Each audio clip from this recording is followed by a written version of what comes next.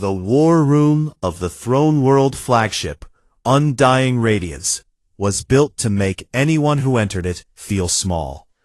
The ceiling rose 40 feet above the floor. The walls were carved from black stone taken from the core of a dead planet. Light came from floating crystals that drifted like slow jellyfish through the cold air. And at the far end of the room, raised on a platform of polished obsidian, sat the crystalline throne. Empress Seirana of the Velithi Dominion sat upon it now, her long silver fingers resting on the arms of the chair, her 4 eyes watching the admirals argue below her, like insects fighting over a piece of rotten fruit. She was tall, even by Velithi standards. Her skin was the color of deep water, and her face was sharp and angular, with high cheekbones and a mouth that rarely smiled. 2 sets of eyes, the outer pair large and pale gold, the inner pair smaller and dark, gave her a gaze that most species found impossible to meet. She wore no crown. She did not need one. Everyone who looked at her knew exactly what she was. Today, the admirals were arguing about a human. The prisoner is of no strategic value, Admiral Thyron was saying. He was old, his blue skin faded to gray at the edges, his military coat heavy with medals from 60 campaigns. A low-ranking ground soldier, a sergeant, he should be processed with the other captives and sent to a labor detail. The prisoner held an entire colony against 12,000 of our troops for 44 days, said Commander Vetha, a younger officer who stood at the edge of the group. She was not supposed to speak in the War Council, but she had never been good at following that rule. Respectfully, Admiral, I do not think he is ordinary. He is one human, Thyron said with a wave of his clawed hand. The colony fell. He was captured. The campaign is over. The campaign cost us 3,000 soldiers, Vetha replied. The room went quiet. Seirana watched this exchange with her usual stillness. She had learned long ago that silence was a weapon sharper than any blade. She let the silence stretch until every admiral in the room was looking at her, waiting, nervous. "Bring me his file," she said. Her voice was soft. It did not need to be loud. When an empress spoke, people listened. Thyron frowned. "Your Majesty, the prisoner's operational record is..." "His complete military service record. Every deployment, every engagement, every after-action report. Translated into Imperial Velithi, on my desk, by nightfall." Thyron opened his mouth to argue, then closed it. He bowed. "As you command." The council was dismissed. The admirals filed out, their boots clicking on the stone floor, their whispered conversations dying the moment they passed the threshold. Seirana remained on the throne for a long time after they left, staring at the far wall where a holographic map of human space glowed faintly in the dark. Humanity. Such a strange species. The Velithi Dominion had conquered 11 spacefaring civilizations in its long history. The Noric, with their thick armor and hive-mind soldiers. The Palani, with their psychic abilities and floating cities. The Dramathi, who could regenerate lost limbs in hours and fought with a savagery that had once made them the terror of their sector. All of them had fallen. All of them now served the Dominion. The process was always the same. You destroyed their military. You killed or captured their leaders. You demonstrated that resistance was pointless. And then they surrendered. It was mathematics. It was clean. But humans were different. Seirana had known this for some time, though she had not yet understood how they were different. The reports from the frontier were confusing. Human colonies did not surrender the way other species did. Human soldiers did not retreat when they were supposed to. Human civilians picked up weapons and fought alongside their military, which was not something civilians were supposed to do. And now this. A single colony, 600 defenders against 12,000 Velithi, and it had taken 44 days. Something was wrong. Not with the Velithi military. Seirana had full confidence in her forces. Something was wrong with her understanding. She was missing something about this species.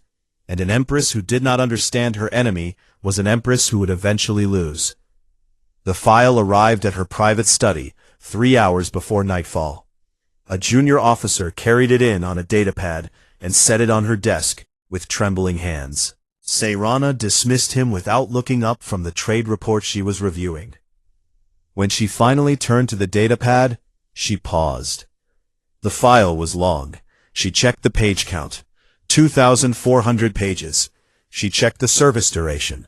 9 standard solar years. She leaned back in her chair. 9 years. In the Veilithi military, 9 years of service would place a soldier in the middle of their early career. They would have completed their training, served in perhaps 2 or 3 deployments, and begun the slow climb through the ranks. A Veilithi officer's complete service record after 9 years might be 200 pages, 300 if they had seen significant action. This human's record was 2,400 pages. She opened the first page. The basic information was sparse. Name, Aiden Cole. Rank, Sergeant. Homeworld. A place called Meridian, listed as a mid-tier colony world in the outer reaches of human space. No noble lineage, no military family, no genetic enhancements, no cybernetic modifications beyond a basic neural interface that was standard issue for human soldiers. There was an image attached to the file. She opened it. He was small. That was her first thought. Compared to a Veilithi, all humans were small. But this one seemed especially unremarkable. Brown hair cut short, brown eyes, a face that carried the lines and scars of hard living, but was otherwise plain. He was not physically impressive. He was not tall or broad, or covered in the natural armor that made species like the Noric so difficult to kill. He looked, she thought, like something you could break with one hand. And yet, she looked at the page count again. 2,400 pages. 9 years. She poured herself a cup of Ferris tea, settled deeper into her chair, and began to read. Outside the viewport of her study, the stars turned slowly in the endless dark. The ship hummed. The Empress read. She did not know it yet, but she would not sleep that night. She would not stop reading until the artificial dawn broke across the throne world's sky. And by the time she set the file down, her hands would be trembling, and the Dominion's war against humanity would be over. But that was later. For now, she simply turned the page and read about the first battle of a young man named Aiden Cole. The first entry in the record was dated 9 years before the present day. Aiden Cole was 19 years old. He had completed 12 weeks of basic military training on his homeworld, and had been shipped to a dusty colony called Terragar 4, where the Noric, a Veilithi vassal species with thick natural armor and a taste for slave raids, had been attacking human settlements along the frontier. Sayrana knew the Noric well. They were her soldiers now, conquered 40 years ago, and folded into the Dominion's military machine. They were not clever, but they were strong, and they were many, and they followed orders without question. She had used them as shock troops in 6 campaigns. The idea that a 19-year-old human with 12 weeks of training had faced them in battle was almost funny. She was not laughing by the end of the first entry. Cole's unit, 30 soldiers under a lieutenant named Hargrove, had been sent to patrol a mining settlement on the edge of the Noric raiding zone. The patrol was supposed to be routine. It was not. The Noric hit them from 3 sides at once, 90 warriors against 30 humans, in the narrow streets between the mining shacks. Lieutenant Hargrove was dead in the first 90 seconds. A Noric war axe split his helmet and his skull beneath it. The sergeant was killed moments later. The unit's communication equipment was destroyed by a grenade. In the space of 2 minutes, Private Aiden Cole went from the lowest-ranking soldier in a routine patrol to a teenager standing in a street full of smoke and blood with no commanding officer, no radio, and no plan. The after-action report, written later by a military intelligence officer, described what happened next in dry, factual language. Seirana read it carefully. Cole grabbed 4 soldiers, the nearest ones, who were still alive and moving, and pulled them into a drainage culvert that ran beneath the main street. The culvert was narrow and dark and filled with foul water. It was also the only position with cover on all sides. Cole placed 2 soldiers at each end of the culvert, distributed the remaining ammunition evenly, and told them to hold. They held for 14 hours. The Noric tried to rush the culvert 6 times. Each time, they were driven back by precise fire from the darkness. The humans could not be flanked because the culvert only had 2 openings. They could not be grenaded because the curved walls absorbed the blasts. The Noric tried flooding the culvert with fuel and setting it alight, but the drainage water put the fire out. 14 hours. Seirana tried to imagine a Velithi private, fresh from training, holding a position for 14 hours against a force that outnumbered them nearly 20 to 1. She could not. When the ammunition finally ran out, Cole did something that the report described in a single sentence that Seirana read 3 times to make sure she understood it correctly. He fixed his bayonet, told the others to do the same, and charged out of the culvert directly into the Noric line. Not away from the enemy, not toward safety. Into them.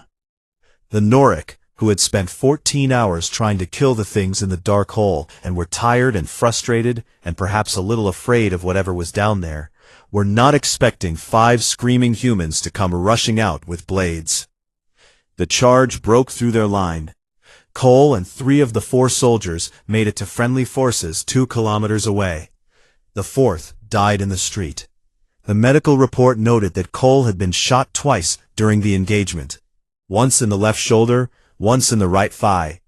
He had field-dressed both wounds himself with torn strips of his own uniform. When the medic at the field hospital asked him why he had not reported his injuries, he said that other men were hurt worse. He was back on duty in 11 days.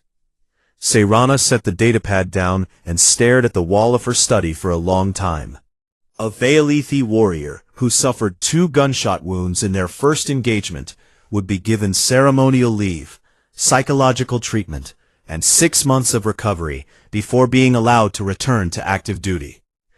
This was not because the Velithi were weak. It was because the Velithi understood that combat was traumatic, that wounds needed time to heal, and that sending a damaged soldier back too quickly was wasteful and dangerous. The humans apparently did not believe this. Or perhaps they did believe it and simply did not care. She picked up the datapad and kept reading. The next entry was 3 months later.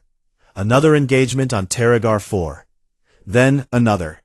Then a transfer to a world called Helios Reach, where human colonists were fighting a border war against the Polani, the psychic species that the Velithi had conquered 30 years ago. The Polani could project fear directly into the minds of their enemies, a weapon that had broken entire armies. Cole's unit encountered a Polani fear projection squad during a night patrol. The report noted that most of the human soldiers experienced immediate panic, disorientation, and in some cases, temporary paralysis. 3 soldiers ran. 2 dropped their weapons and curled into balls on the ground. Cole, according to the report, experienced all of the above symptoms. His heart rate spiked, his body temperature dropped. His hands shook so badly he could barely hold his rifle. He held it anyway. He raised it. He fired. The report noted that his aim was poor. His hands were shaking too much for precision, but he fired on full automatic into the Polani position until his magazine was empty, then reloaded and fired again. The noise and the muzzle flash broke the concentration of the Polani projectors, which broke the fear effect on the rest of the squad, who then joined the fight. Seirana read the interview transcript attached to the entry. The intelligence officer had asked Cole how he had managed to fire his weapon while under the influence of Polani fear projection. Cole's answer was 4 words. I was scared before. The officer asked him to explain. Cole said that he had been scared in every fight he had ever been in. He said that fear was something that was always there, like a noise in the background, and that you either let it stop you, or you did not. He said he had decided a long time ago that he would not let it stop him. The Empress of the Vailithi Dominion, who had conquered worlds and commanded fleets and never once in her long life felt the kind of fear that this human described as a constant companion, felt something cold move through her chest. She turned the page. The record continued. Helios Reach. Then a place called Blackwell Station, where Cole held a corridor against boarding parties for 9 hours. Then the Maw of Cygnus, where his unit was trapped on a dying ship, and he jury-rigged the life support system using parts from a broken food processor.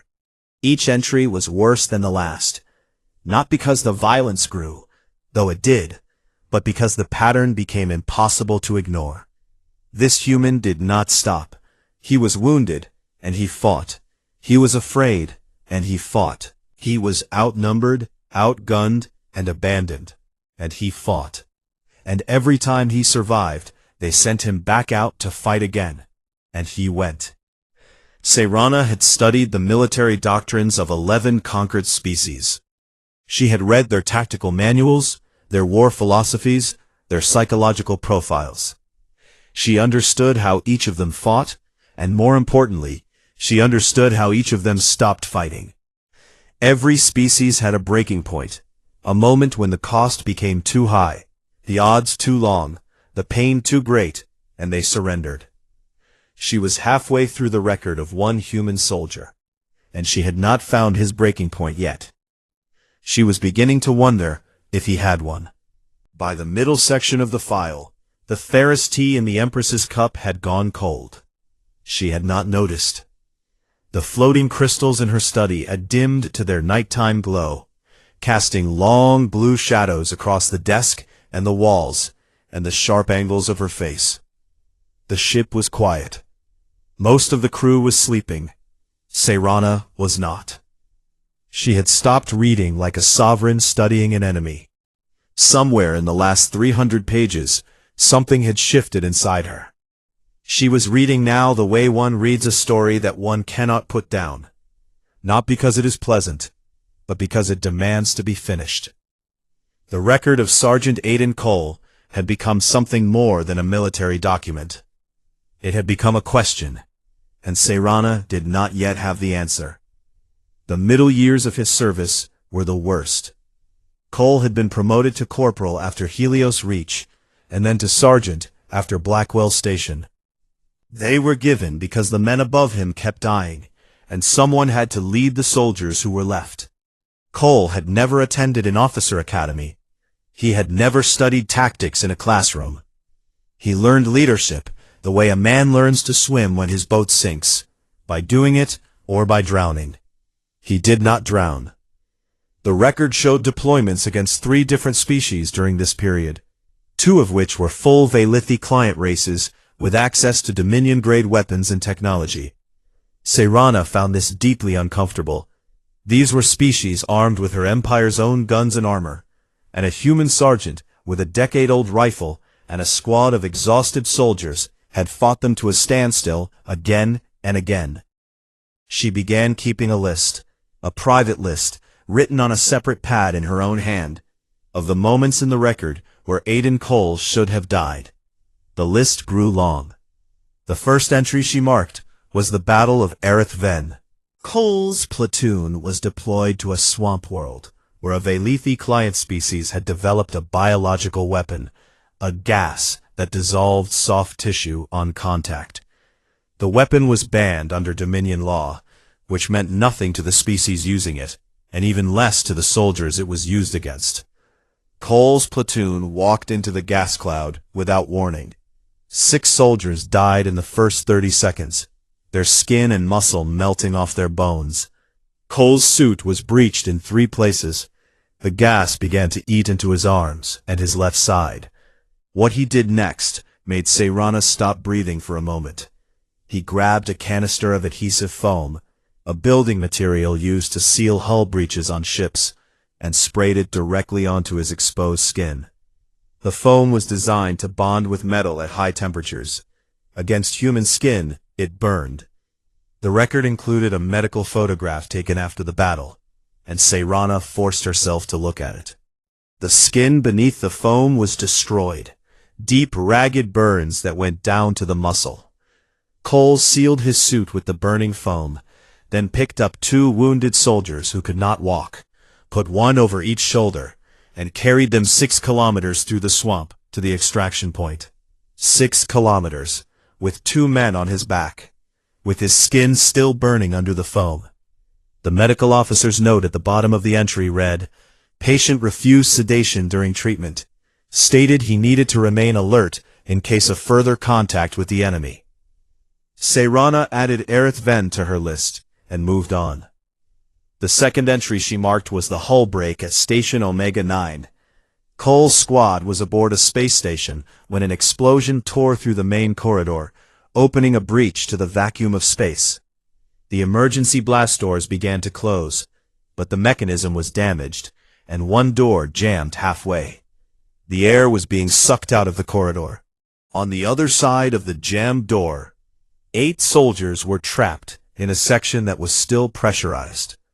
If the door closed, they would live. If it did not, they would die when their section lost atmosphere. Cole found a hydraulic jack in a maintenance locker. He placed it in the door frame and used it to force the jammed door the rest of the way closed. But the jack was not strong enough to do the job alone. The door kept trying to open again, pushed by the warped frame. So Cole braced himself against the wall and held the jack in place with his own body. The pressure difference between the 2 sections was enormous. It pulled at him like a giant hand. The strain dislocated both of his shoulders. The blood vessels in his eyes burst from the pressure, and his vision went red, then dark. He was blind.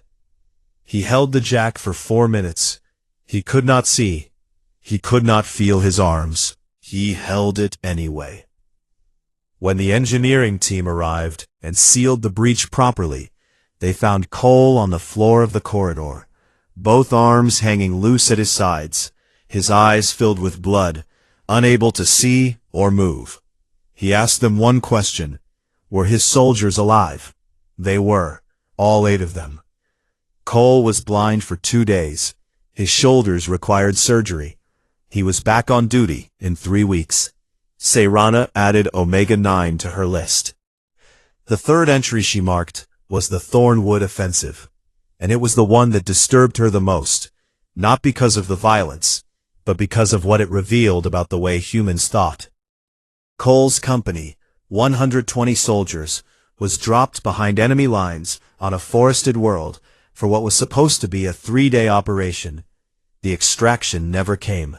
Their communication equipment was jammed. They were cut off, alone, in hostile territory, with limited supplies. They survived for 31 days. In the first week, the food ran out. The forest was full of alien plant life and animal life, but none of it was from Earth, and none of it had been tested for human consumption. Some of it was edible, some of it was poisonous. There was no way to tell which was which without eating it. 11 soldiers died from poisoning in the first 10 days. Cole was not a scientist. He was not a biologist or a chemist. He was an infantryman from a colony world who had joined the military because there were no other jobs. But somewhere at some point in his life, he had read a book about basic chemistry. Seirana did not know when or why. The record did not say. Perhaps he had been bored. Perhaps he had been curious. It did not matter. What mattered was that Cole used the knowledge from that book and the materials he could find on the battlefield: battery acid, copper wire, strips of cloth, containers from spent ammunition, to build a simple chemical testing kit. It was rough. It was not accurate enough for a laboratory, but it could tell the difference between food that would kill you and food that would keep you alive. He taught the others how to use it. He taught them which colors meant safe and which meant danger. He made them test everything twice. No one else died from poisoning after that. Sayrana set the datapad down again. She stood from her chair and walked to the viewport. Outside, the stars were cold and still and endless. She pressed her forehead against the glass and closed her eyes. She had conquered 11 species. She had broken their armies and taken their worlds and rewritten their histories. She had done it because the Veilithi were stronger, faster, smarter, better armed, and more disciplined than any other species in the known galaxy. But none of the species she had conquered would have done what Aiden Cole did on that forest world. None of them would have remembered a book they read years ago and used it to build a tool that saved the lives of their comrades. Not because they were stupid, because they would have given up before they reached that point. They would have surrendered.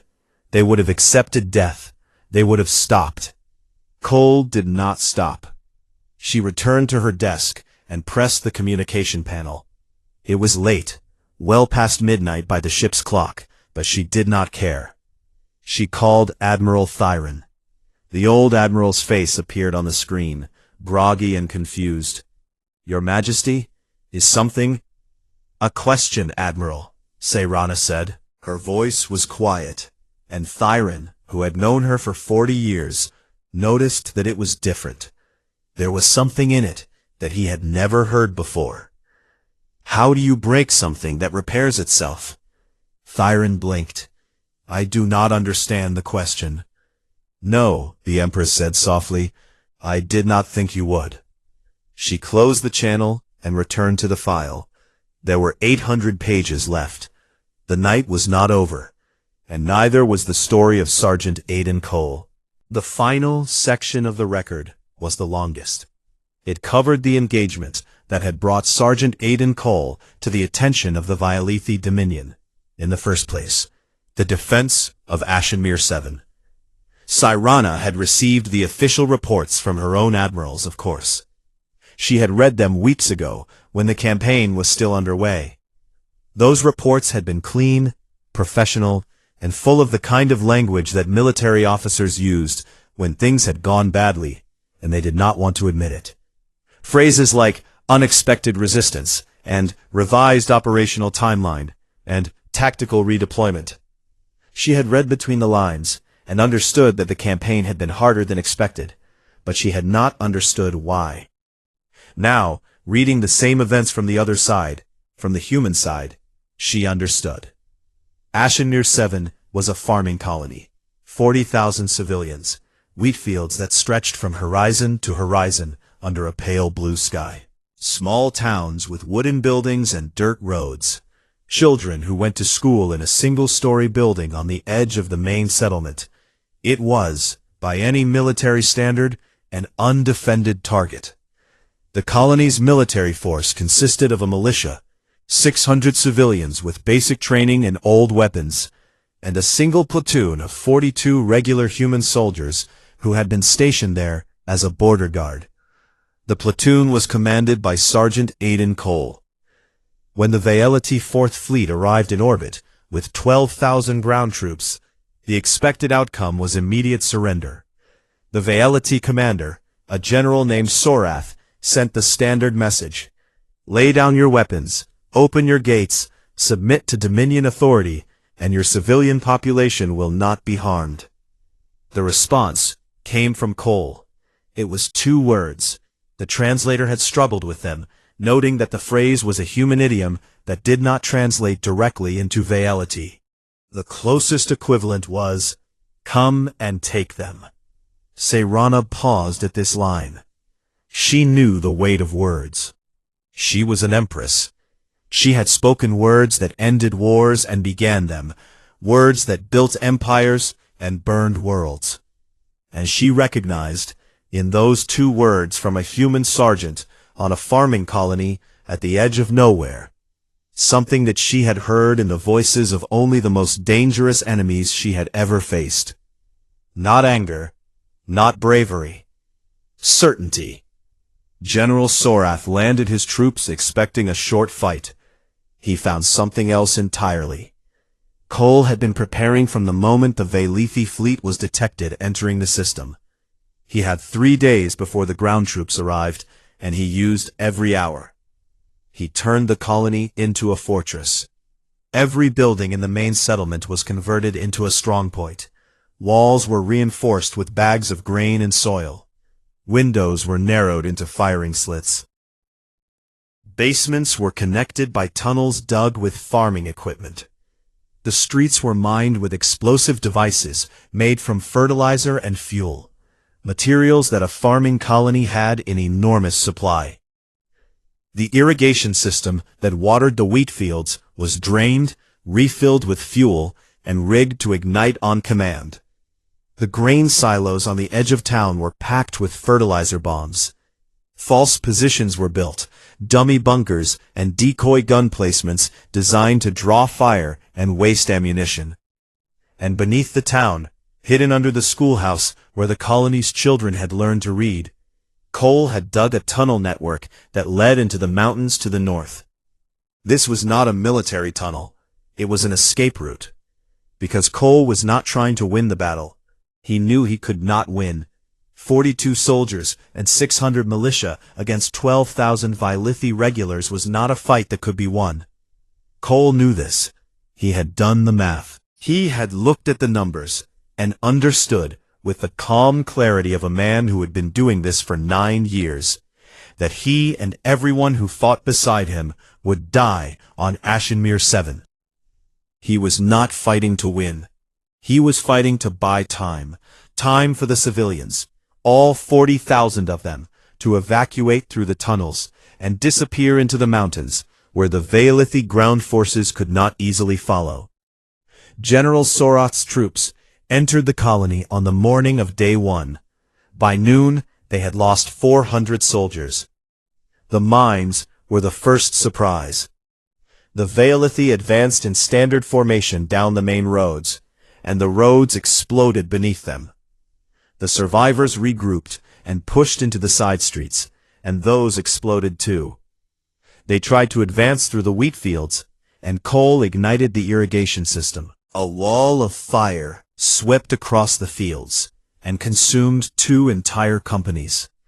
By the end of day 1, Soroth had lost 600 troops and had not advanced more than 300 meters into the settlement. He called for orbital bombardment. His fleet commander refused. The Dominion's rules of engagement prohibited the use of orbital weapons against targets with confirmed civilian populations. Soroth argued that the civilians were combatants. The fleet commander asked for proof. Soroth could not provide it, because the civilians were already gone, moving through the tunnels beneath the mountains, though he did not know this yet. Day 2 was worse. Vilithi troops entered the buildings and found kill zones. Narrow corridors with overlapping fields of fire. Rooms rigged with traps. Stairways that collapsed under weight. Cole had studied the way the Vilithi fought, their formations, their tactics, their habits, and had designed every defense to exploit their weaknesses. The Vilithi were used to fighting in open terrain, where their superior size and strength and numbers gave them an overwhelming advantage. In the tight spaces of the colony's buildings, those advantages vanished. A Vilithi soldier was 7 feet tall and broad as a door. In a narrow hallway, that meant they could not dodge, could not take cover, and could not bring their heavy weapons to bear. The humans, smaller and quicker, fired from the shadows and fell back through the tunnels before the Vilithi could close the distance. Seirana read the Vilithi battle reports alongside Cole's record, comparing them side by side. The difference was striking. General Soroth's reports described the human defenders as a fortified and numerically significant garrison. He estimated their strength at 5,000 to 8,000 soldiers. He requested reinforcements. He described the colony as a heavily defended military installation. It was a farming town. The defenders numbered 642. The military installation had a school, a church, and a grain exchange. The battle lasted 44 days. Seirana read each day's entry with growing disbelief. On day 7, the Vilithi had committed their elite shock troops, the Silver Guard, the finest ground soldiers in the Dominion, and Cole had lured them into a grain silo packed with explosives. The explosion killed 80 of the guard in a single moment. On day 15, Cole launched a night raid on the Violithi supply depot. Sorath had to call for resupply from orbit, which delayed his offensive by 4 days. On day 22, the militia began to run out of ammunition. Cole organized a series of raids on Violithi positions to capture enemy weapons. Human soldiers, who had never touched a Violithi rifle before, learned to use them in the field, in the dark, under fire. On day 30, Cole sent the last of the civilians into the tunnels. He stood at the entrance of the tunnel beneath the schoolhouse and watched them go. 40,000 people, walking in a long, silent line into the dark. Women carrying children, old men leaning on sticks, teenagers with fear in their eyes and bundles of clothing on their backs. They were alive, all of them, every single one. Cole sealed the tunnel behind them. He had 19 soldiers left. The rest were dead. He could have gone with the civilians. He could have walked into the tunnel and sealed it and disappeared into the mountains and survived. No one would have blamed him. He had done his duty. He had saved 40,000 lives. He did not go. He stayed. He and the 19 men and women who stayed with him went back to the line and kept fighting. Because if they left, the Violithi would find the tunnel. They would follow the civilians, and everything Cole had bled for would mean nothing. So he stayed, and he fought, and his soldiers died around him one by one over the next 15 days. On day 45, the Violithi finally reached the schoolhouse. It was the last building standing. Everything else had been reduced to rubble. General Sorath sent a full company, 200 soldiers, to take it. They found one man. Aidan Cole was sitting on the floor of the basement, his back against the wall, his legs stretched out in front of him. His rifle was beside him, empty. His sidearm was beside him, empty. His right arm was broken, snapped at the forearm, hanging at a wrong angle. His radio was dead. His uniform was so covered in blood and dirt and dust that its original color was impossible to determine. He was awake. His eyes were open. He was looking at the door when the Violithi came through it. He did not resist. He did not speak. He did not move. The Violithi officer who captured him, a young lieutenant named Keth, included a personal note in his report that was not standard military procedure. He wrote, "The human was not defeated. He had simply completed his task. There was nothing left for him to fight for. The civilians were gone. His soldiers were dead. His mission was finished. He stopped fighting, not because we broke him, but because he was done." Seirana read that line again and again. Not because we broke him, because he was done. She turned to the last page of the record. It was a single line, added by the Violithi processing officer who had received Cole as a prisoner of war. Prisoner shows no signs of psychological collapse, eats when fed, sleeps when permitted, does not speak, does not resist, awaiting disposition. The Empress closed the file. The artificial dawn broke across the throne world sky in shades of gold and violet, the light pouring through the viewport of the Empress's study like water through a crack in a dam. It fell across the desk, across the datapad, across the cold cup of Theris tea that had not been touched in hours, and across the hands of Empress Seirana, which were resting flat on the desk in front of her. Her hands were trembling. She had not slept. She had not moved from her chair since the early hours of the night. Her back ached. Her 4 eyes were dry and strained. The datapad screen had gone dark from inactivity, and she had not turned it back on. She did not need to. The file was finished. Every page, every entry, every battle, every wound, Every moment where a man named Aiden Cole should have died and did not. 2,400 pages, 9 years, 1 human life. Seirana sat in the dawn light and thought about what she had read. And the thoughts that moved through her mind were not the thoughts of a conqueror. They were the thoughts of someone who had just realized that the ground beneath her feet was not as solid as she had always believed. She was not afraid of Sergeant Aiden Cole. She wanted to be clear about this, even to herself. He was one man. He was injured and imprisoned in a cell deep in the belly of her ship. He was no threat to her. He was no threat to the Dominion. But he was a symptom. He was a single data point in what she now understood to be a very large and very dangerous pattern. And the cold feeling that had been growing in her chest since the early pages of the file had settled there now, like a stone. She thought about the 11 species the Vielethi had conquered. The Noric had been strong. Physically, they were the most powerful species the Dominion had ever faced. Their warriors could tear through steel with their bare claws, and their armor was grown from their own bodies, thick plates of bone and chitin that could stop a rifle round. But when the Vielethi destroyed their queen mothers, the Noric collapsed.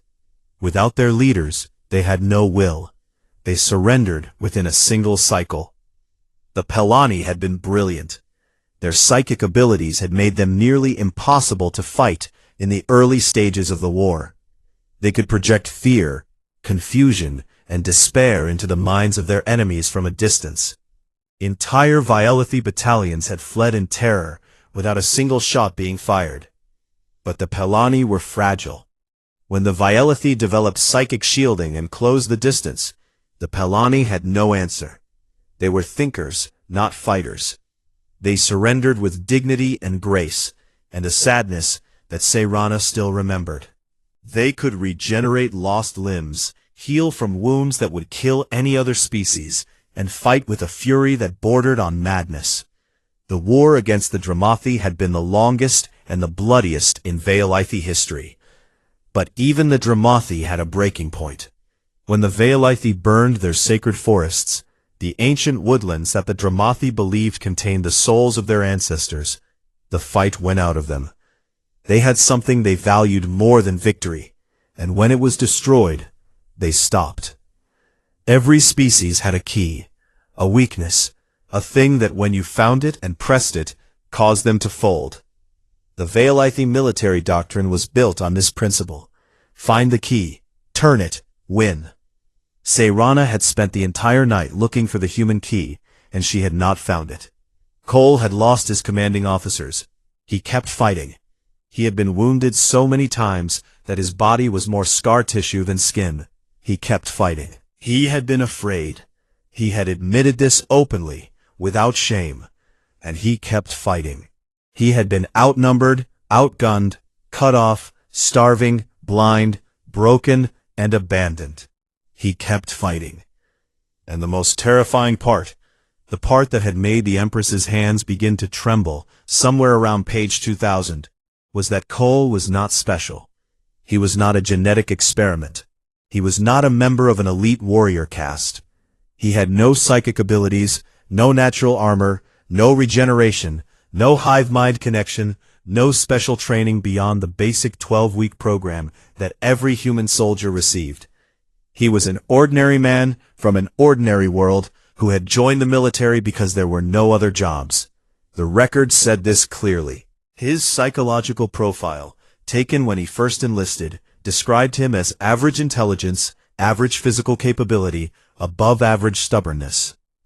The evaluating officer had noted, in a line that Seirana suspected was meant as a small joke, that Cole's most notable quality was an unwillingness to know when to quit. An unwillingness to know when to quit. Seirana stood from her chair. Her joints protested. She ignored them and walked to the viewport, pressing her palms against the glass and staring out at the stars. Somewhere out there, orbiting an unremarkable yellow star in an unremarkable arm of the galaxy, was a world called Earth. She had seen images of it.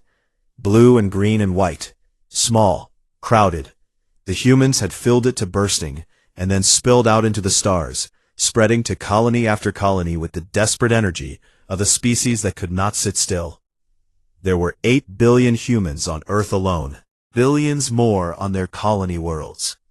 And if Aiden Cole, ordinary, average, unremarkable Aiden Cole, was what an ordinary human was capable of, then the Veilithi Dominion was facing something it had never faced before.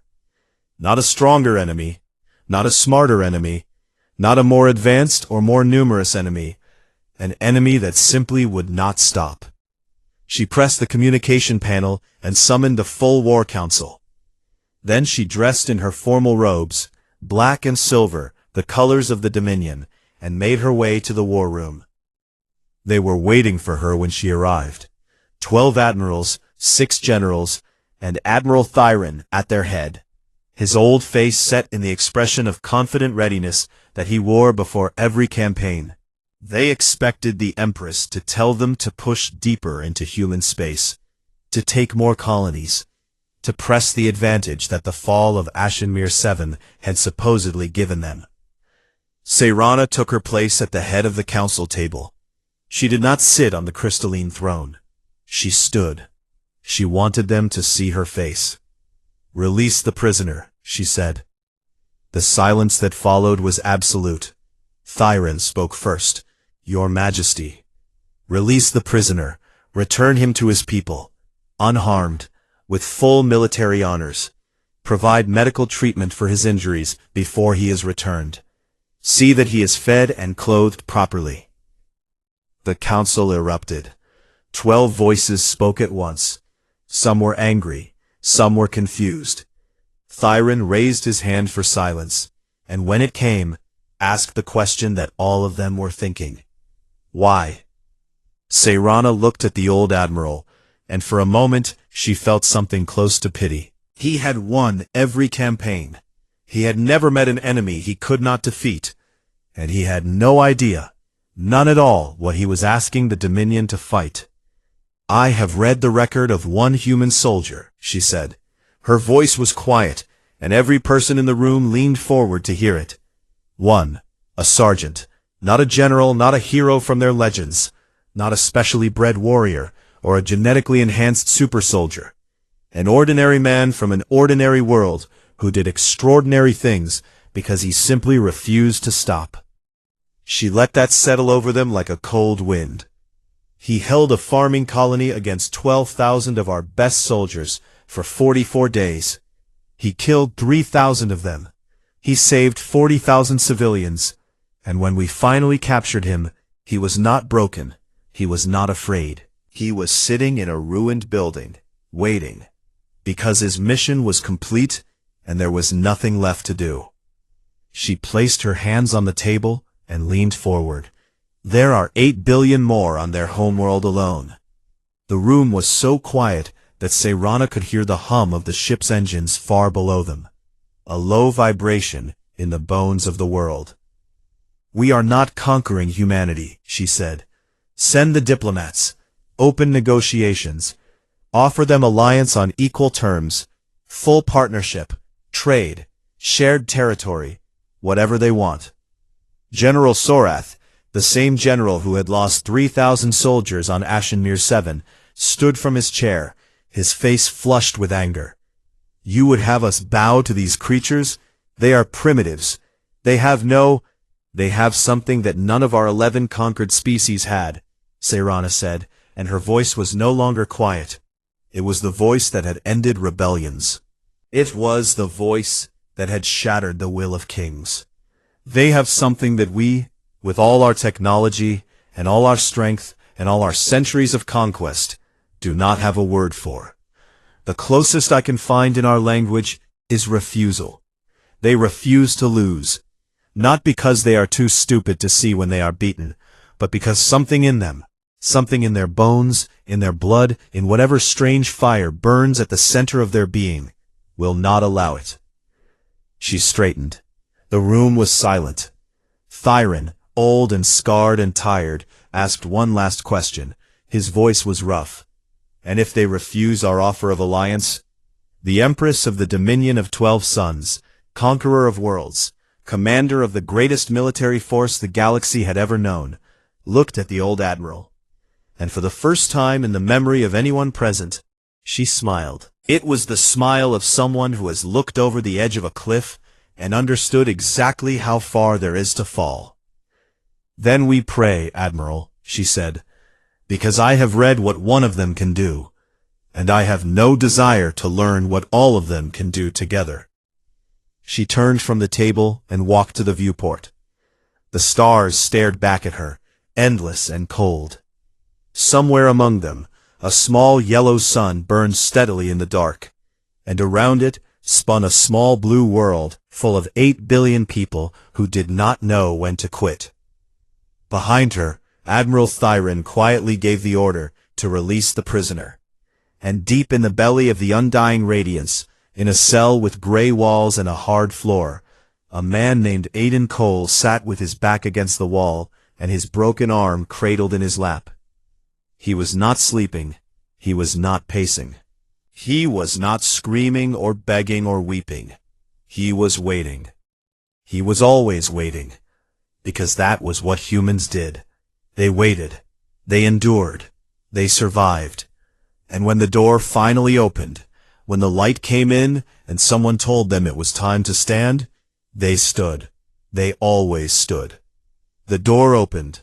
A Vilethi officer stepped inside and spoke words that the translator turned into clumsy English. "You are free. Your Empress, your people. You go home." Cole looked up. His brown eyes, ordinary eyes, unremarkable eyes, the eyes of a man you would pass on the street without a second glance, studied the officer's face for a long moment. Then, slowly, painfully, using the wall for support, Sergeant Aiden Cole stood up.